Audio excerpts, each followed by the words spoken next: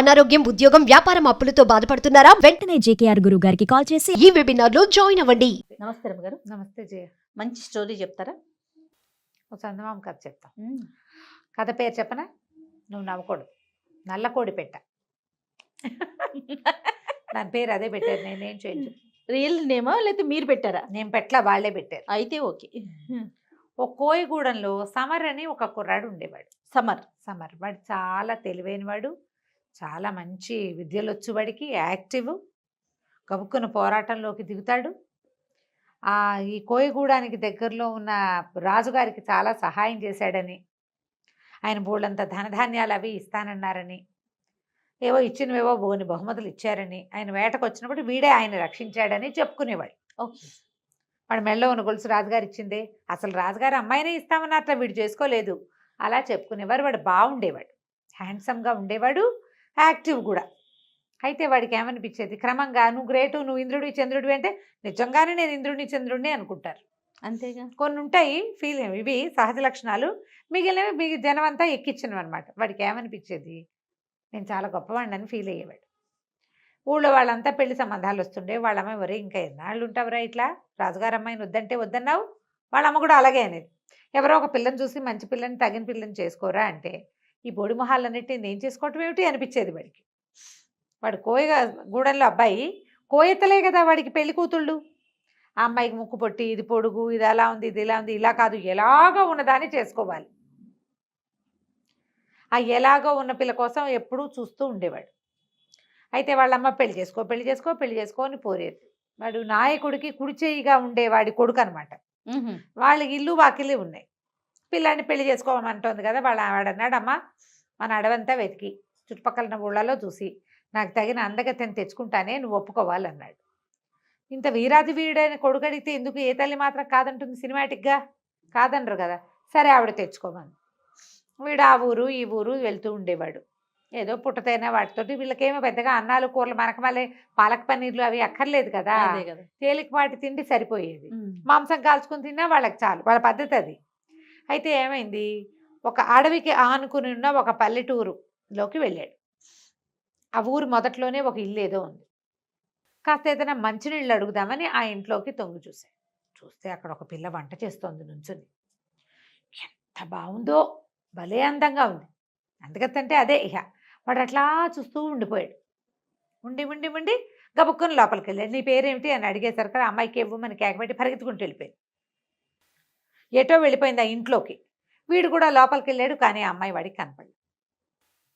వాడికి అక్కడ లోపల ఏం కనిపించింది, ఓ నల్లటి కోడిపెట్ట ఒకటి కెక్కే అని అరుచుకుంటూ బయటికి పరిగెత్తడం చూశాడు వాడు. ఈ పిల్ల ఏమైపోయిందో వాడికి తెలియలే. పిల్ల ఏమైందో అర్థం కాలేదు.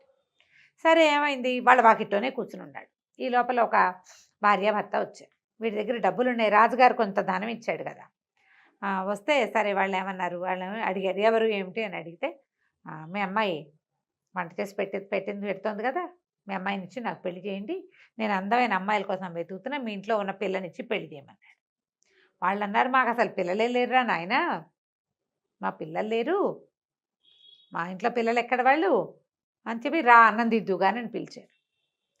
సరే అన్నాన్ని కూర్చున్నాడు వాళ్ళతో పాటు. ఏదో వరి బియ్యం వడ్డించారు, కూర పప్పు వడ్డించేసారు కదా. వాళ్ళు ఆవిడ అడిగాడు, మరి వంట ఎవరు చేశారు, మీ ఇద్దరు పనికి వెళ్ళారు, మీ ఇంట్లో వంట చేస్తున్న అమ్మాయిని చూశాను నేను అంటే, వాళ్ళు అన్నారు, అదే మాకు తెలీదు, మేము పొలం వెళ్ళి ఇంటికి వచ్చేసరికల్లా వంట చేసి ఉంటుంది, రాత్రి పడుకుని లేచేసరికి పొద్దుటికి మళ్ళీ అన్నం వండి ఉంటుంది, పొద్దుటికి అన్నం ఉంటుంది, రాత్రికి అన్నం ఉంటుంది, ఎలా అవుతుందో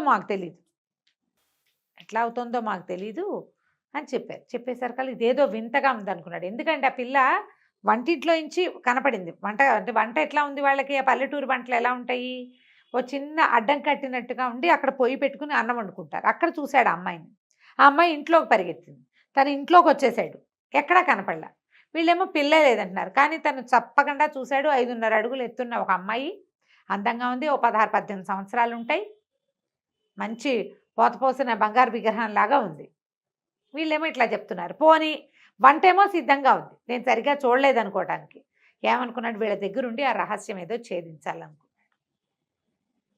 అయితే ఏమైంది, సరే వాళ్ళ ఇంట్లో పడుకుంటే వీళ్ళు చెప్పారు, ఏదో ఏ వనదేవతో వచ్చేసింది మా ఇంటికని మేము అనుకుంటున్నాము, అంటే నల్లటి కోడి పెట్ట ఒకటి లోపలికి వచ్చింది.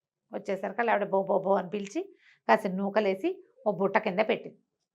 వీటికి నిద్ర పట్ల అలా మాగనక కళ్ళు మూసుకుంటుంటే కిరుకు కిరుకు అని చిన్న శబ్దం వస్తుంది, ఏదో మోత అవుతుంది. ఏమిట్రా అని వీడు చూస్తే ఆ కోళ్ళ బుట్ట ఉంది కదా, ఆ బుట్ట ఇట్ట పైకి లేస్తాం. ఆ బుట్ట కింద నుంచి నల్లకోడి పెట్ట బయటకు వచ్చింది. ఒక రెక్కలు విరిచి ఇట్లా విశాలంగా విచ్చుకుని ఆ బాడీని వదిలిపెట్టేసి అందులో నుంచి అమ్మాయి బయటకు వచ్చింది. తెల్లవారుజాము 4ంటికి వీడు అని చూస్తూనే ఉన్నాడు. అది చకచక బాకిలు ఉడిచేసింది, దొడ్డి ఇల్లు అన్ని ఊడిచి పారేసింది, చెక్కమని పొయ్యి వెలిగిచ్చేసింది, అన్నం పెట్టేసింది, దాని మీద కూర ఏదో తరిగి వేయించేసింది, అన్నీ అక్కడ పెట్టింది. వీళ్ళు నిద్ర లేచేసరికల్లా మళ్ళీ కోడి లాగా వచ్చేసి ఆ బుట్టలోకి వెళ్ళిపోయింది.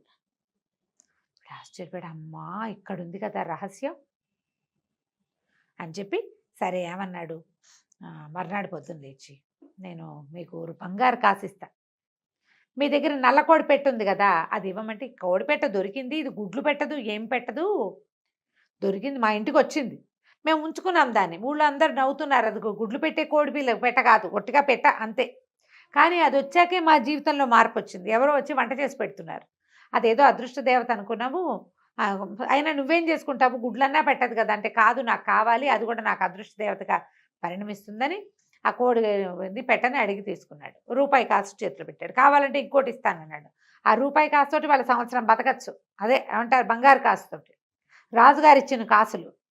అక్కడి నుంచి కోడి పెట్టని సంకలో పెట్టుకున్నాడు, వాళ్ళకి డబ్బులు ఇచ్చేశాడు. ఇక తన ఇంటి వైపుకి ప్రయాణం చేశాడు. ఇంటికి తీసుకొచ్చాక దారిలో, ఇంటికి వచ్చే దారిలో మధ్యలో ఏం చేశాడు, దానికి కాలికి తాడు కట్టి చెట్టు కట్టేశాడు, పక్కన పడుకున్నాడు. తెల్లవారుజాము అయ్యేసరికల్లా ఆ కోడి పెట్టల నుంచి అమ్మాయి బయటకు రాగానే గట్టిగా కావలిచ్చేసుకున్నాడు అమ్మాయి. నువ్వెవరు ఏమిటి అని అడిగితే, నేను కూడా ఒక కోయి పిల్లని, మా గూడెంలో ఒక మంత్రగాడు ఉన్నాడు, వాడు నన్ను పెళ్లి చేసుకోవాలనుకున్నాడు, నేను చచ్చినా ఒప్పుకోలేదు వాడిని పెళ్లి చేసుకోవడానికి, ఆ మంత్రగాడు నన్ను ఇట్లా కోడిగా మార్చేశాడు, శాపం నేను మిట్ట మధ్యాహ్నము తెల్లవారుజామున మాత్రమే కోడిగా ఉంటా, అదే మనిషిగా ఉంటా, మిగిలిన అన్ని సమయాల్లోనూ నల్లకోడి పెట్టగానే ఉంటాను, నన్ను ఎవరైనా తరుక్కుని తినేస్తారని ఈ ముసలి వాళ్ళు వీళ్ళు నాన్ వెజ్ తినరు, అందుకని వీళ్ళ దగ్గర ఉన్నాను అని చెప్పింది. చెప్తే ఏమన్నాడు, నేను నిన్ను పెళ్లి చేసుకుంటాను అంటే, ఏం పెళ్లి చేసుకుంటావు, నన్ను కోడి రూపంలో ఎవడైనా పెళ్లి చేసుకుంటేనే ఇది కుదురుతుంది, నేను మామూలు నా శాప విమోచనం అయిపోతుంది అంటే, కోడిని పెళ్లి చేసుకుంటా అంటే ఎవడు ఒప్పుకుంటాడు. వీడేం చేశాడు, ఆ కోడి పెట్టని ఇంటికి తీసుకెళ్ళాడు. తీసుకెళ్ళి మిట్ట మధ్యాహ్నం అమ్మాయిగా మారిపోయింది, అమ్మాయిని వెంబడి పెట్టు తీసుకుపోయాడు లోపలికి. వాళ్ళ అమ్మ సంతోషించింది, బాగానే ఉందిగా, ఇంత చక్కటి పిల్లని పెళ్లి చేసుకుంటానంటే ఎందుకు కాదంటుంది, సరేనంది. అయితే ఏమైంది, అమ్మాయి కనపడలా, మళ్ళీ కోడిపెట్ట కనిపిస్తోంది. రెండో రోజు గమనించింది ఆవిడ, దాని కోడి బాడీ అక్కడ పడుంది, అమ్మాయి ఏమో వీడి కౌగిల్లో ఉంది. ఓహో ఈవిడేమనుకుంది, ఓ ఇదే సంగతి, బహుశా ఇదే కోడిగా మారిపోతోంది కాబోలు, దీని సంగతి చెప్పాలనుకుని తెల్లవారుజామున మళ్ళీ ఆ పిల్ల మారంగానే వీడు మెలకుగా కూర్చుంటాడు ఆ పిల్లతో కబుర్లు చెప్పడానికి. కోడిగా ఉన్నంతసేపు కెక్కే అంటుంది, అది ఇంకేమందు, కెక్కుమంటుంది. ఇలా ఉంటే మనిషిగా ఉంటేనే కదా. తెల్లవారుజామున వీళ్ళిద్దరూ కావలించుకుని కబుర్లు చెప్పుకుంటుంటే ఈవిడేం చేసింది, మా అమ్మ ఇది ఎప్పటికీ ఇలాగే ఉండాలంటే ఈ కోడిని కాల్చేయాలనుకుని, ఆ కోడి బాడీ ఉంది కదా, దాని బాడీ అంతా ఇలా బయటకు వచ్చేసింది మొత్తం. ఆ బయట ఎవరో చలిమంట కాచుకుంటుంటే తీసుకెళ్ళి అందులో పడేసేసరికి ఈ పిల్ల కేవు మీద కేకలు పెట్టి మండిపోతుంది అనగానే వీడికి డౌట్ వచ్చింది, ఏది దీని బాడీ అని వెతుకుంటే కోడిపేట బాడీ లేదు, ఎక్కడో కాలుతున్న వాసన వస్తుంది, పరిగెత్తుకుంటూ బయటకు వెళ్ళాడు. వాళ్ళ అమ్మ ఏం చేస్తుంది, ఆ చలిమంటని ఇంకొంచెం ఎగసం తోసి ఇది కాల్చేయడానికి చూస్తుంది. ఆవిడకి అట్లా అర్థమైంది. వీడు కేకలు పెట్టి వాళ్ళ అమ్మని వెనక్కి లాగేసి దాన్ని ఎట్టాగొట్ట దులిపేసేసి దాన్ని మామూలుగా చేశాడు. మామూలుగా చేసి వాళ్ళ అమ్మకి చెప్పాడు, అమ్మ ఇట్లా చేయకూడదు, ఇది అమ్మాయి, ఇది కొద్ది సమయమే ఉంటుంది, పాపం దానికి ఏదో మంత్రకట్టుంది అని తల్లిని ఒప్పించాడు. తల్లి ఏమంది, ఒరే నువ్వు కోడిపెట్టని పెళ్లి చేసుకోవాలంటే మన వాళ్ళంతా ఒప్పుకోవాలి అంటే, సరేనన్నాడు. మర్నాడు ఇదేం చేశాడు, అది తీసుకొచ్చాక అమ్మాయి ఒళ్ళు మంటలు తగ్గిపోయినాయి, కోడిగా మారిపోయింది. ఆ కోడిని ఒక బుట్ట కింద పెట్టారు. మళ్ళీ ఎవరికంటా పడకూడదు, ఎవరైనా పట్టుకెళ్ళి కోసేసుకుంటే అదేం చెప్పలేదు. ఆ విడి సమయాల్లో అది చెప్పలేదు, దాని టైం ఇవ్వగానే అది మనిషిలా మారుతుంది అంతే. సరే ఏం చేశాడు, మర్నాడు పొద్దున కోడిని శుభ్రంగా దువ్వి దానికి అక్కడక్కడ కాలిపోయింది, కాస్త నూనె రాసి నున్నగా చేసి కోడి పెట్టని సంకలో పెట్టుకుని వాళ్ళ కోయ దొర ఉన్నాడు కదా, వాళ్ళ ఓనరు అంటే ఏమన్నా నేను దొరే కోయ పెద్ద వాళ్ళ దగ్గర తీసుకెళ్ళి అయ్యా నేను ఈ పెట్టని పెళ్లి చేసుకుందాం అనుకుంటున్నాను అంటే పెట్ట పిల్ల ఏదని వెతుకుంటున్నారు వాళ్ళు, పిల్లని పెట్టంటారు కదా వాళ్ళ భాషలో. ఏదిరా పెట్ట అన్నాడు, ఇదే పెట్టబోగురు అనేసరికి ఆయన తిట్టాడు, కోడి పెట్టని పెళ్లి చేసుకోవడం ఏంట్రా నీ పిచ్చా, నిజం చెప్పకూడదు. ఓహో. నువ్వు అలా కుదరదంటే, కాదు నేను పెట్టనే పెళ్లి చేసుకుంటాను, నాకు ఇది నచ్చింది అన్నాడు.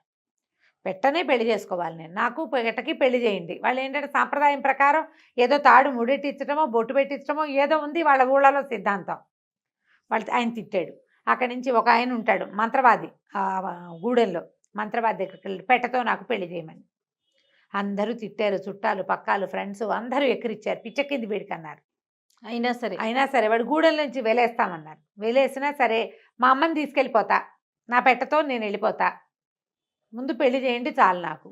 ఇక విసిగిపోయి ఏమనుకున్నారు, వీళ్ళ నాన్న ఎంతో సేవ చేశాడు గూడెంలో, ఎంతమందికో సహాయం చేశాడు. పైగా మరి వీడేమో రాజుగారికి సహాయం చేసిన వీరాది వీరుడు, ఏదో తొక్కాడు పిచ్చెక్కింది వీడికి. ఆ పెళ్ళి ఏదో చేసేస్తే సరిపోతుంది, తర్వాత ఎవరితో ఒక పిల్లని చూసి ముడిపెట్టచ్చు వీడికి అనుకుని సరే కోడిపెట్టతో పెళ్లి చేస్తామన్నారు.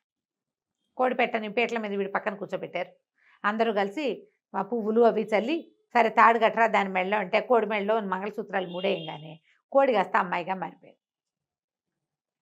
నల్ల కోడి పెట్ట అమ్మాయి అయిపోయింది. అందరూ ఆశ్చర్యపోయారు, ఇదేమిట్రా ఈ పిల్ల ఎవర్రా ఏమిట్రా అంటే అప్పుడు ఆ పిల్ల చెప్పింది అనమాట, ఇక్కడి నుంచి ఒక 4 ఆమడల దూరంలో ఉన్న ఒక కోయిగూడెం దొరగారి కూతురు ఈ పిల్ల. మంత్రగాడు ఇలా మంత్ర కట్ చేశాడు. అక్కడి నుంచి కబురు చేశారు, మీ పిల్ల కోడిపిల్ల మనిషి పిల్లగా మారిపోయింది, మా ఫలానా వాడితో పెళ్ళయింది సమర్తోటి. ఆ సమర్ కూడా ఎలాంటి వాడంటే వీరాది వీరుడు. అదే కదా.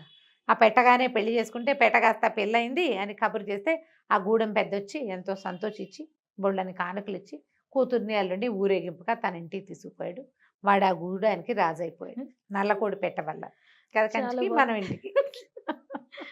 సూపర్ రమ్మగారు. నేను కోడి పెట్టాను కానీ నీకు వేరే భావాలు కలిగినాయి కదా, నిజం చెప్పు. కనీసం నేను కోడిని కూడా అనకూడదా జయ, మరి ఇలా ఉంటే ఎంత కష్టం. అంటే మీ నోట్లో నుంచి వస్తుంటే కొంచెం అలా కొత్తగా అనిపిస్తుంది రమ్మగారు, అంతే. నమస్తే రమ్మగారు. నమస్తే జయ.